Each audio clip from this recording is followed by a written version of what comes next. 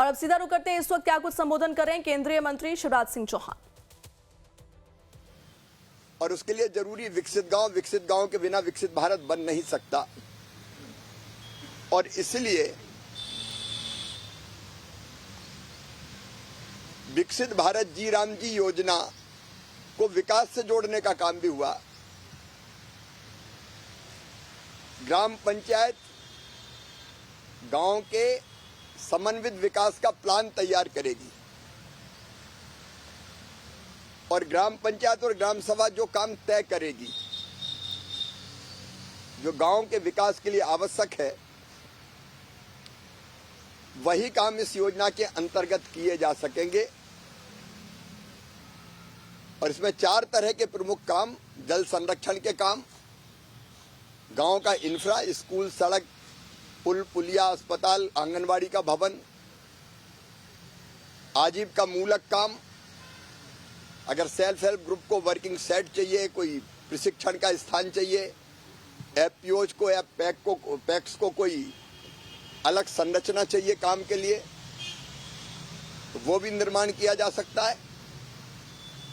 और चौथा, आपदा प्रबंधन के लिए अगर किसी काम की जरूरत है, ड्रेनेज का सिस्टम हो, रिटेनिंग बाल हो, उस तरह की संरचनाएं भी तैयार की जा सकती है। लेकिन ये सब करेगी गांव की ग्राम सभा और ग्राम पंचायत। अब पहले साल ही 1.5 लाख करोड़ रुपए से ज्यादा का प्रावधान होगा, तो आप अंदाज लगाइए 5 साल में 7.5 लाख करोड़ से ज्यादा रुपया खर्च होगा। अगर ये ढंग से गांव के विकास में खर्च हो जाए तो मजदूर को मजदूरी मिलेगी और गांव का स्वरूप बदल जाएगा। एक और विशेष प्रावधान इसमें यह किया कि कई बार कुछ पंचायतों में काम बहुत हो जाते हैं, वो विकसित है, और कई पंचायतें जो दूर दराज के क्षेत्रों की है, वह अपेक्षाकृत कम विकास के काम हुए। तो विकास के काम और रोजगार के अवसरों की आवश्यकता के हिसाब से ABC 3 ग्रेडिंग पंचायतों का होगा। मतलब जहां सबसे ज्यादा काम की जरूरत है वो, एवरेज काम की जरूरत है वो, और जहां काम की जरूरत बहुत कम है वो। और उन पंचायतों को राज्य ही ग्रेडिंग करेगा और आवश्यकता के हिसाब से ज्यादा धनराशि आवंटित कर सकेगा जहां ज्यादा जरूरत है काम की। अभी बेरोजगारी भत्ते का प्रावधान तो था, लेकिन आधा अधूरा अधकचरा था, उसको पुख्ता करने की कोशिश की गई है। और कई बार मजदूरी में देर होती थी, तो विलंबित मजदूरी के लिए कोई अतिरिक्त भुगतान नहीं होता था, उसका प्रावधान भी इसमें किया गया है। और एक बात और कि कई बार जो काम में लगने वाला स्टाफ था, रोजगार सहायक, मैट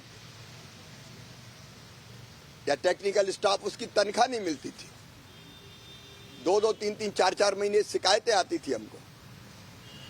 और इसलिए इसमें प्रशासनिक व्यय को 6% से बढ़ा के 9% किया है। अगर 1,51,282 करोड़ में से 9% आप देखें तो 13,000 करोड़ से ज्यादा होता है। इससे जो इस योजना के काम में लगा हुआ स्टाफ है, उसको समय से सैलरी का भुगतान सुनिश्चित हो सकेगा। लेकिन इसमें कई तरह की गड़बड़ों की शिकायतें आती थी। मैं पंजाब भी गया था, तो पंजाब के मजदूरों ने शिकायत की कि उनको तो मजदूरी मिलती नहीं, ठेकेदारी काम कर रहे हैं। कई बार सड़क की सफाई और नहर की सफाई के नाम पर पैसा निकाल लिया जाता है। तो इसको टेक्नोलॉजी से जोड़ के यह कोशिश की गई कि इसमें पारदर्शिता रहे, इसलिए PM गति शक्ति से भी इसको जोड़ा गया, ताकि अगर पहले से कहीं कोई काम है तो वो दिख जाए, एक काम बार बार ना हो।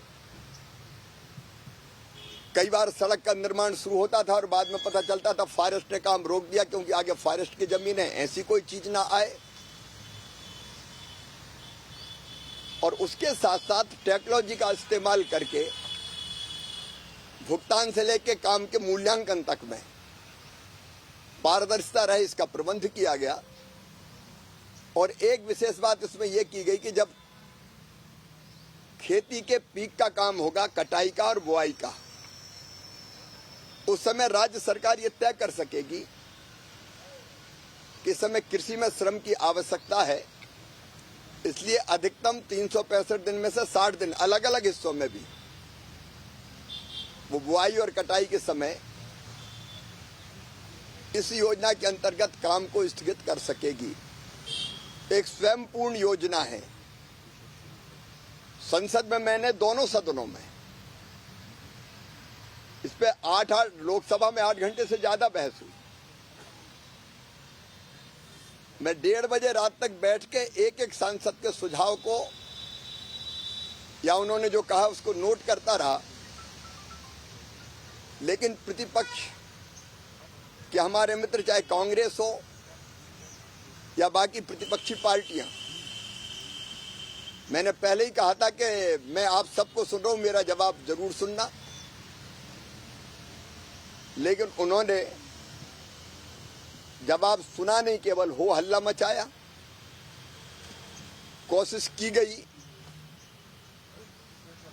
कि मैं अपनी बात ना कह सकूं,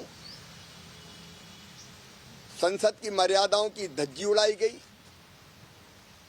लेकिन फिर भी मैंने दृढ़ता के साथ अपनी बात रखी। सच यह है कि यह योजना मजदूर के लिए भी बहुत उपयोगी है, विकास के लिए वरदान सिद्ध होगी, गांव के विकास के लिए, और उसके साथ साथ इसमें कृषि को भी ध्यान में रखा गया है। लेकिन आज आश्चर्य, पंजाब में विधानसभा का एक दिन का सत्र हो रहा है और उसमें एजेंडे भी ये शामिल है कि संसद द्वारा पारित इस कानून के खिलाफ बात की जाएगी। कोई प्रस्ताव पारित करने की बात है। अब संसद में अगर कोई कानून बना है, विधानसभा में उसके खिलाफ प्रस्ताव पारित करना, यह हमारे फेडरल स्ट्रक्चर, संघीय ढांचे की मूल भावना के और स्पिरिट के खिलाफ है। या राज्य की विधानसभा कोई अधिनियम बनाए तो जिला पंचायत और जनपद पंचायत और ग्राम पंचायत उसका प्रस्ताव पारित करके विरोध करिए, उचित होगा। संसद द्वारा पारित कानून उसको मानने के लिए सारे राज्य हो, केंद्र हो, उनकी प्रतिबद्धता रहती है। ये पंजाब सरकार या पंजाब विधानसभा में जो बाकी दल कर रहे हैं, ये अलोकतांत्रिक है,